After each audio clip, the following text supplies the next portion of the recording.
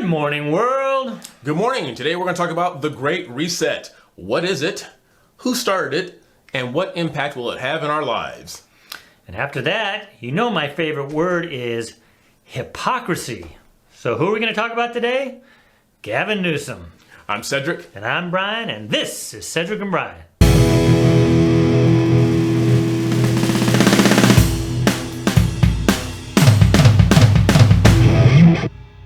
All right, welcome back, ladies and gentlemen. Now, for years now, we have all heard of these conspiracy theories. The things are out there, they're trying to change things, aren't really true, don't have a shred of truth to them, but we think we have something here that you guys might find appealing. For years, the left, the Dems, the liberals have tried to push their political leftist agenda by using their gift of climate change. They push that narrative over and over again. Well, this year in 2020, they were granted a gift. And if you guys know what this is, it was COVID-19. Some of you may have heard of it. So now they're using that to push their liberal agenda of something that's called the Great Reset. Now, for those of you who are at home, when you reset something, whether it be a computer or something like that, ideally when you reset something, when it comes back on, it is brand new. This is what billionaires all across the world are gathering together to talk about resetting our world economy, and nothing could be scarier. It's basically an updated version of the New World Order. I'm going to read to you from the Hill. What the Hill? What the Hill? So, on the Hill, at a virtual meeting earlier in June hosted by the World Economic Forum, some of the planet's most powerful business leaders, government officials, and activists announced a proposal to reset the global economy. Instead of traditional capitalism, the high-profile group said the world should adopt more socialistic policies such as wealth taxes, additional regulations, and massive Green New Deal-like government programs. Now, if you're saying, you guys, why are you dabbling into conspiracy theories? Guess who was at this summit here, and is going again? Do you recognize this fella? So this is not a conspiracy theory. These are powerful, powerful people. Wait, who is that? Prince Chucky. When doves cry? I mean, there's Prince. I think Bill Gates was at some of these.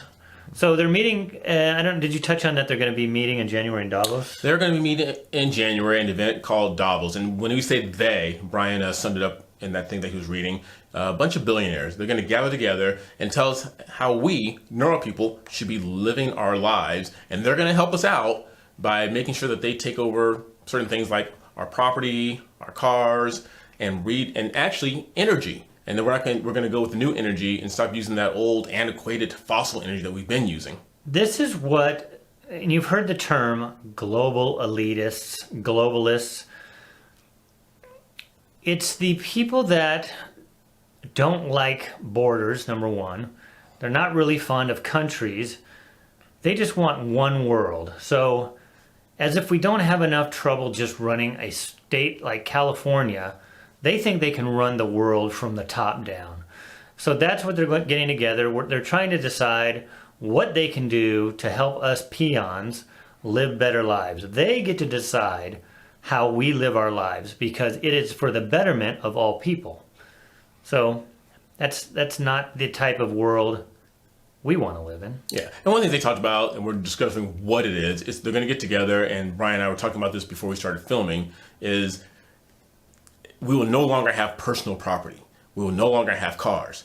And Brian and I were talking about this like, well, that doesn't make any sense. And you guys all are logical, right-thinking people out there. Somebody has to own the property. Somebody has to own the cars. So is there going to be a monopoly on the billionaires who own the property, own the cars, and they will lease us out the property and lease us out the cars? So they're going to make all the money, and we have to kind of acquiesce to everything that they're doing. Well, that's what cracks me up. So even people like AOC, we don't need private property. Again, this is just Marxist, socialist stuff. Again, somebody owns the property, but instead of maybe if you're a renter getting it from a landlord, who might be somebody who in some cases is middle class, sometimes lower middle class, maybe sometimes upper middle class, maybe even rich. But at least you're renting from somebody who has to answer to the market. So when they say they don't want people to own property, Well, that means they get to own the property and you get the right to use that property. Right. Now, if they decide that they don't want you to use that property, you have no recourse. Or at least if you're renting, you have contracts, you have everything as a recourse.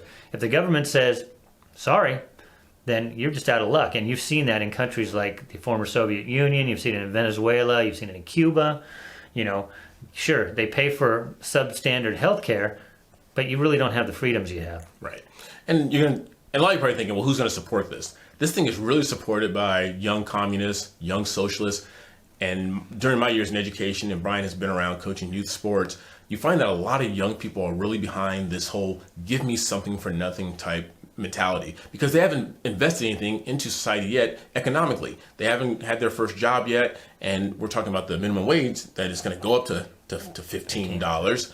And so they want something for nothing. So they're going to get a big backing from young people and people who really don't want to work on this great reset. And the reason that it has a chance now, this never had a chance in the past. The leftists have been trying to push this since Woodrow Wilson. The reason why it may have a chance now is because property ownership among millennials is very, very low. It's just they don't have any desire to own property. They've been taught from a young age and they went through the education system. So now you've got a whole society of people that could care less if they owned anything. They're used to renting anyway. So to them, it's not a scary thing. But for anybody who came over to this country from a former communist country, they know the freedoms that we have and they know the benefits of being able to own something. It's part of why this country and how this country was formed.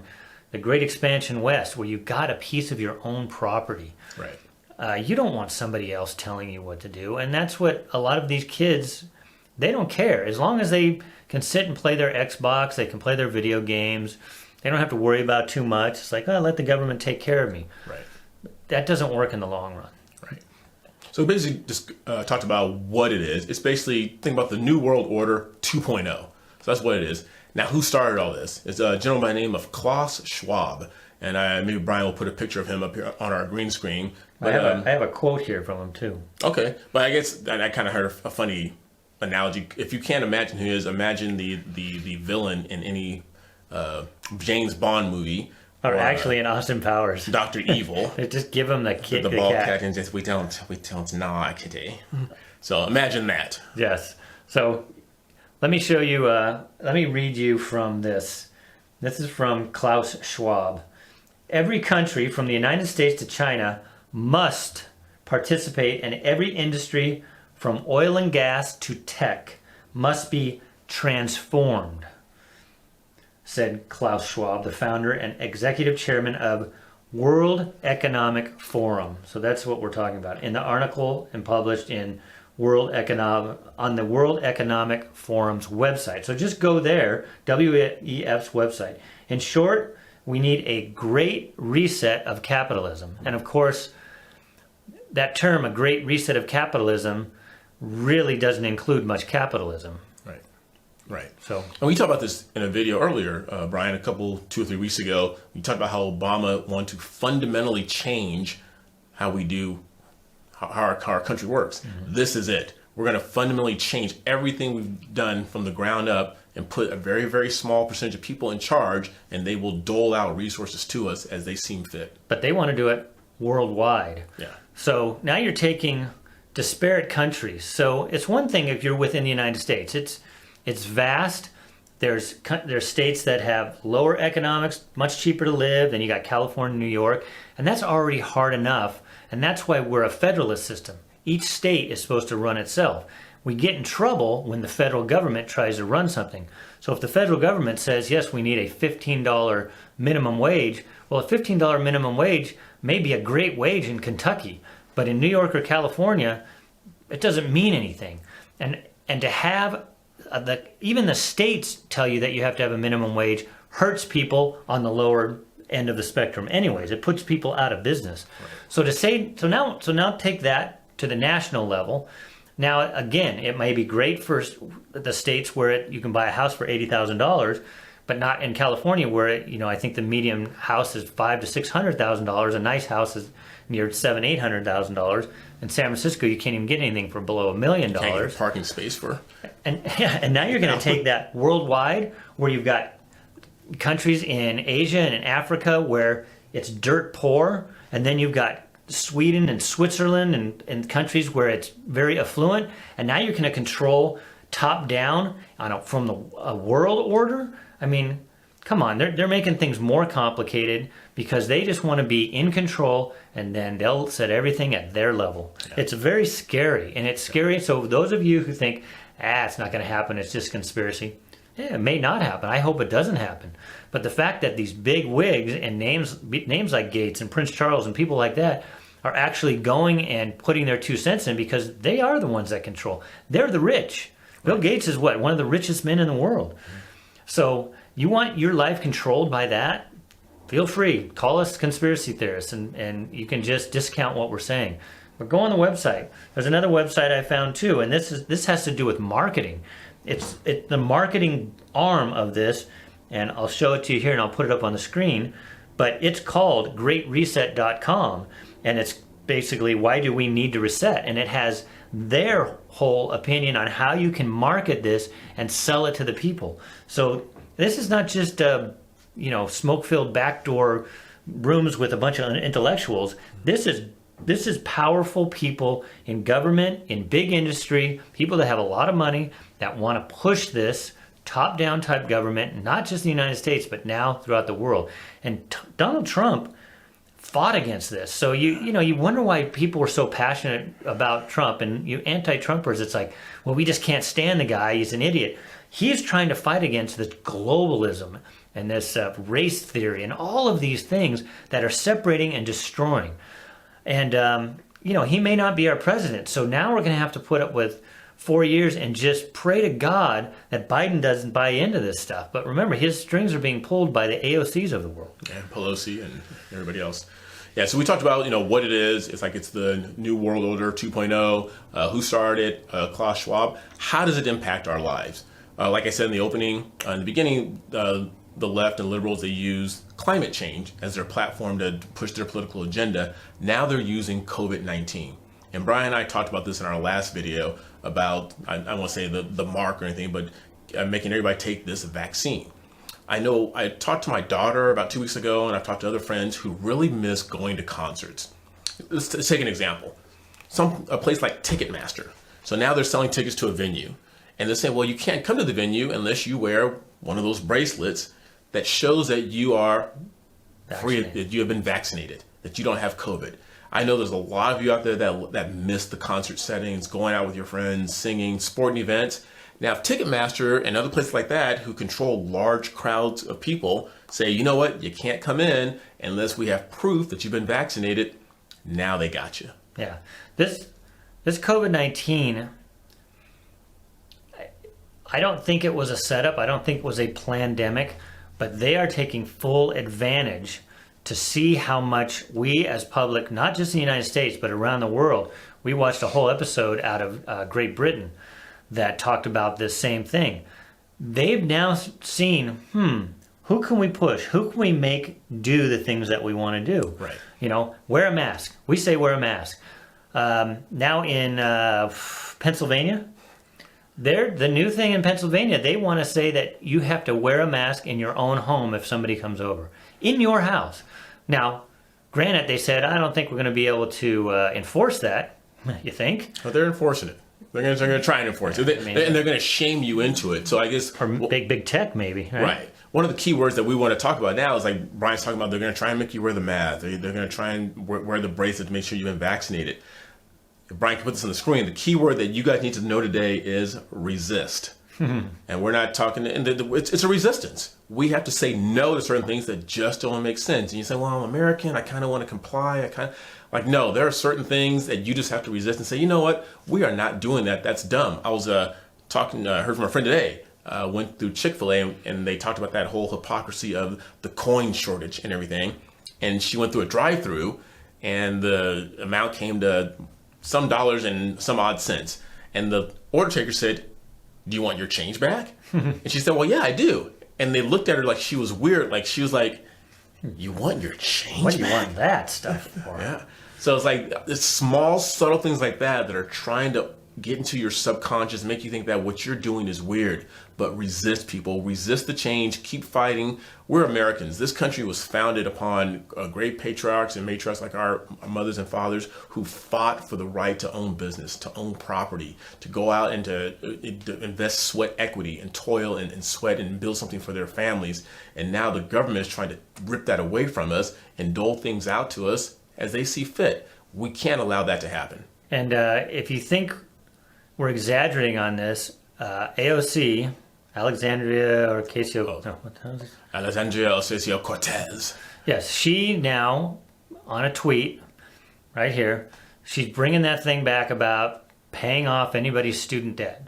So basically, people who paid off their student debt, you're a bunch of suckers. Because if this goes through, then that's just a part of their plan to socialize things, to say, hey, the government taxpayers will pay for your tuition. So what, you wanted to go to, I think the example was Syracuse, which is $300,000 for 4 years. I think it's $75,000 a year. Okay, so you decide to go there instead of a nice state school where you can, even the state schools in California, I'm paying 18 grand, I think, a semester, I think. I mean, it's outrageous. So you make the decision to go to an expensive school, and then that's just going to get paid off. You just incur this debt, and you don't have to pay it. Why does that make sense? It's because it fits into this same new world order, the same socialist mindset. Because the next thing we'll say is, the government will pay off your houses. But guess what? Then the government owns your houses. Right. So they're taking away personal responsibility because for the, I'm not going to say all millennials, but for the generations coming up, they've seen a lot of their personal responsibilities been taken away. They don't have that responsibility anymore. They're okay with it. They don't know the flip side. They don't know the flip side of the person that just paid off your debt saying, well, guess what? Now we control you. We own you. We paid that debt. So if the government pays off your student loan, what do they get in return? So they're going to get something, right? Otherwise, it's just let's take from these other taxpayers.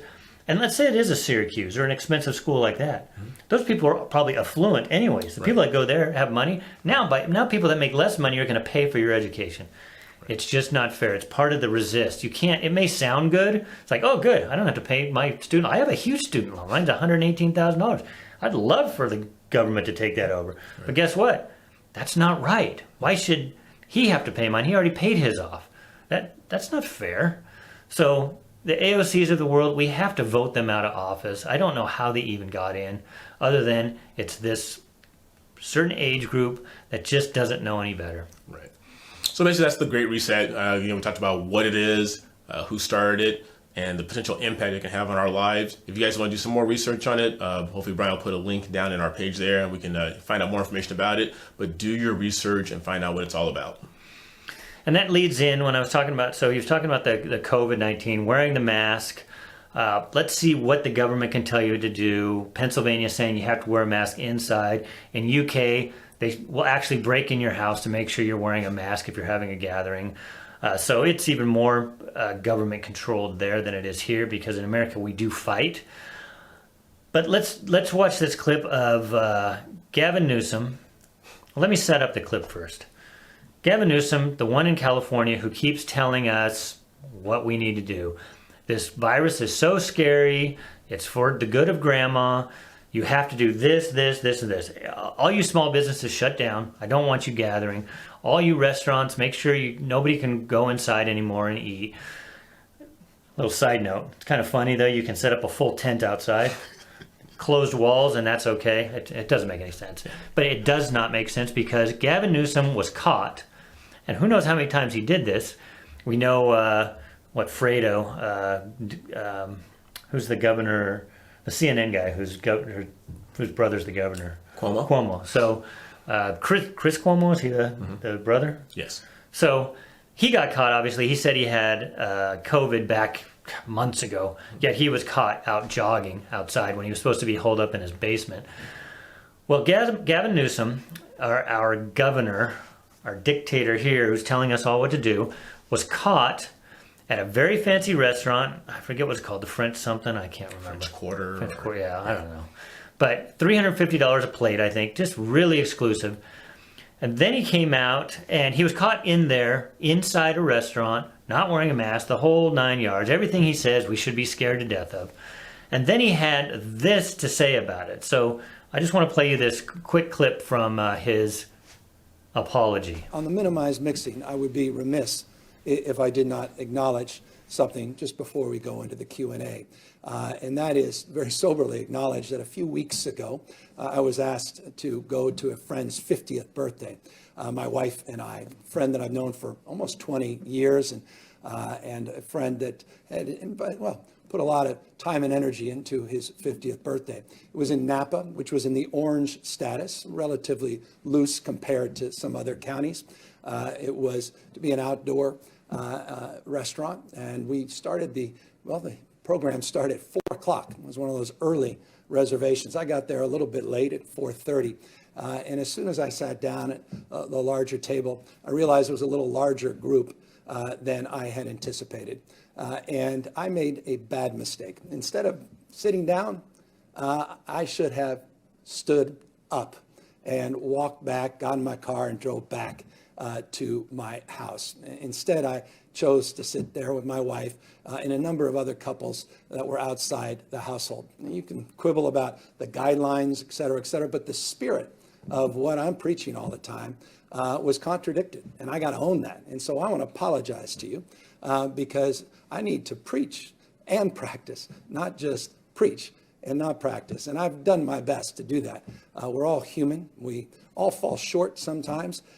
We've been out, and I think for 3 times since, in fact, I know it's been 3 times because I remember all of those dinners very, very vividly since February, just 3 times.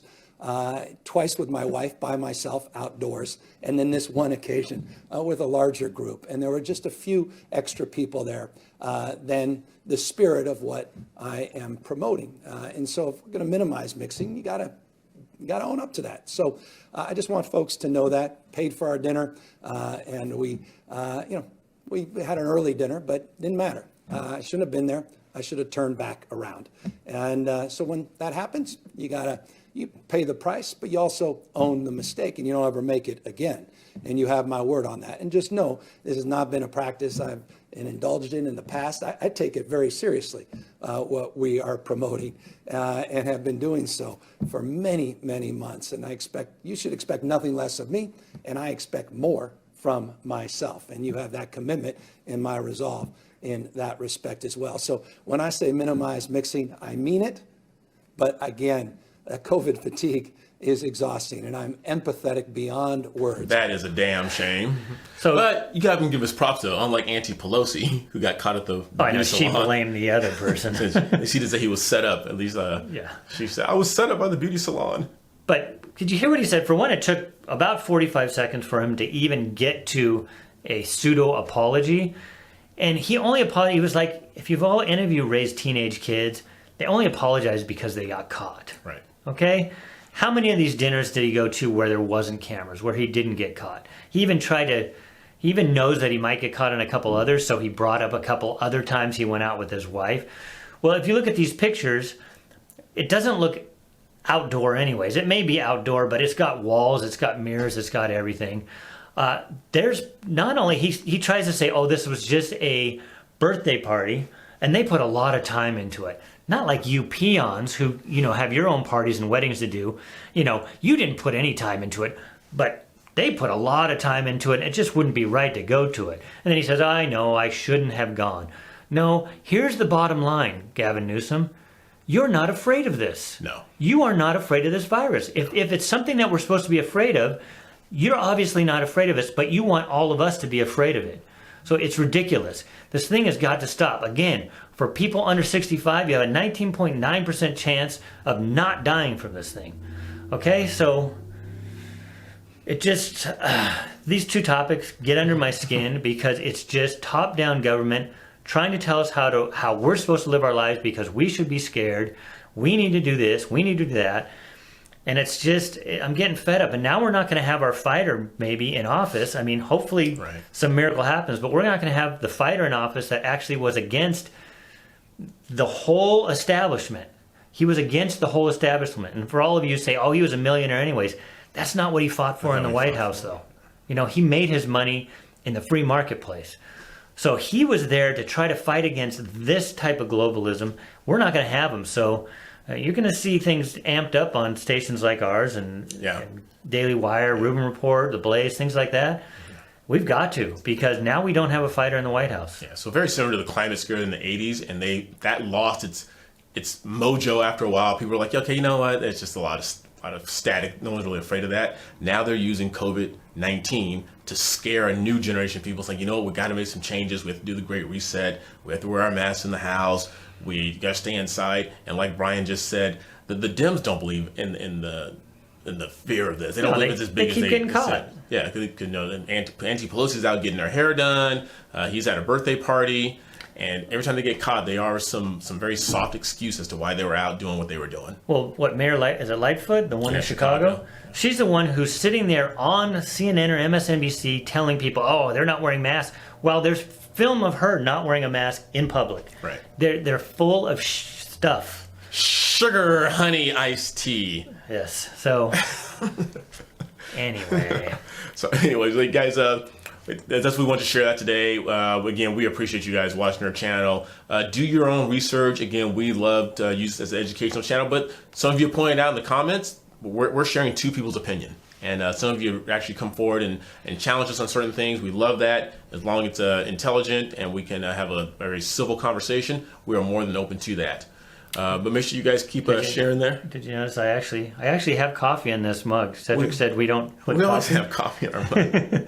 But I actually do. I needed a little get up and go today. If you want to support our channel, Get your Cedric and Brian mugs at Teespring. Go on Teespring. If you want some hats, you can just email us. We'll let you know how to get these hats, because these are printed by a local printer out here. They're stitched. But we do have a lot of stuff on Teespring. Yes. That will help support our channel. We don't make any money off of YouTube, so we What? We What the heck? I just been giving you money because you're black. Oh, wow. These reparations? That's right. Wow. Okay, so anyway, so we appreciate you guys supporting us by watching us, and we appreciate the comments. Make sure you like, make sure you subscribe, make sure you ring that bell, and share this video with everyone you know. And just don't lean on us. You know, go out there and do your own research. A lot of you do. Make sure you check it out and find out what the Great Reset is all for yourself. And that way you can have some intelligent dialogue with your family and friends at Thanksgiving. But remember, only 3 from a household at Thanksgiving. With a mask. We won't tell. Anyway, until next time, I'm Cedric. And I'm Brian. See you